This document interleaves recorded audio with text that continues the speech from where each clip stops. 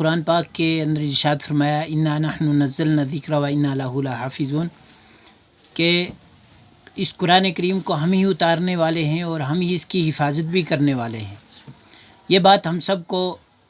معلوم ہونی چاہیے اور پورے عالم اسلام کے ذہن میں ہونی چاہیے کہ آسمان سے اتری ہوئی جتنی کتب ہیں، چاہے وہ صحیفوں کی صورت میں ہوں چاہے وہ کتابوں کی صورت میں ہوں،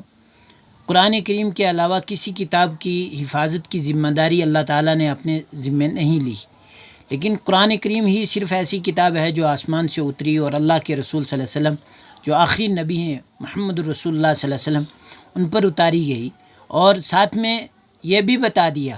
اور وہ اس وجہ سے بتایا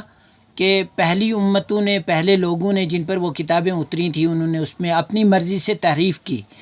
جہاں دل چاہا، جس طرح کا دل چاہا ان آیتوں کو نکالا، ان صورتوں کو نکالا اور دوسری چیزیں وہاں داخل کر دیں۔ لیکن قرآن کریم جب اتارا گیا تو اتارنے والے دن ہی سے اس کے مخالفین بھی کھڑے ہو گئے تھے، اور وہ بھی کوئی اعتراض کر رہا تھا کہ یہ کیسی کتاب ہے، یہ تو آسمانی کتاب نہیں ہو سکتی، یہ اللہ کا کلام نہیں ہو سکتا، جس کے جواب میں اللہ تعالیٰ نے خود ارشاد فرمایا تھا فَأْتُوا بِسُورَةٍ مِّن مِّثْلِهِ وَادْعُوا شُهَدَاءَكُمْ إِن كُنتُمْ صَادِقِينَ۔ کیا لوگو تم یہ کہہ رہے ہو کہ یہ آسمانی کتاب نہیں ہے، اور تمہارا یہ دعویٰ ہے کہ یہ جو نعوذ باللہ حضرت نبی کریم صلی اللہ علیہ وسلم پر تم جھوٹ لگا رہے ہو، جبرائیل پر جھوٹ لگا رہے ہو کہ یہ اپنی طرف سے بنا دیتے ہیں، ایسا نہیں ہے، تم بھی انسان ہو اور تم بھی اسی معاشرے اور ماحول میں رہتے ہو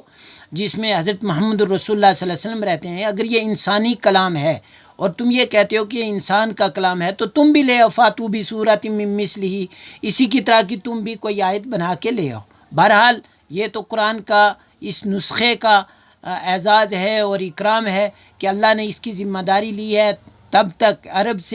عرب سے لے کے اس وقت تک دنیا کا کوئی شخص اس کی مثل اور اس طرح کا کوئی کلام نہیں لا سکتا، اور نہ لایا ہے اور نہ لا سکے گا قیامت تک۔ اس کی حفاظت کی ذمہ داری اللہ تعالیٰ نے لی ہے۔ بہرحال رہی بات کہ اس کرنے والے اور اس کو نعوذ باللہ قرآن کو دنیا سے مٹانے والے آتے رہیں گے، لیکن خود مٹتے چلے جائیں گے۔ قرآن کو نہ کوئی مٹا سکا اور نہ مٹا سکے گا، اور نہ ہی قرآن مٹے گا، بلکہ یہاں تک حدیث پاک کے اندر آتا ہے جس کا مفہوم ہے، اور ہمارے تجربات بھی کہتے ہیں اس چیز کو، کہ قرآن کی حفاظت خود اللہ نے جب اپنے ذمے لی ہے، اور پھر جو لوگ قرآن کے ساتھ جڑ جاتے ہیں، جو لوگ قرآن کے ساتھ جڑے ہیں، اللہ نے ان کی بھی اس قرآن کے صدقے میں حفاظت کی ہے۔ رہی بات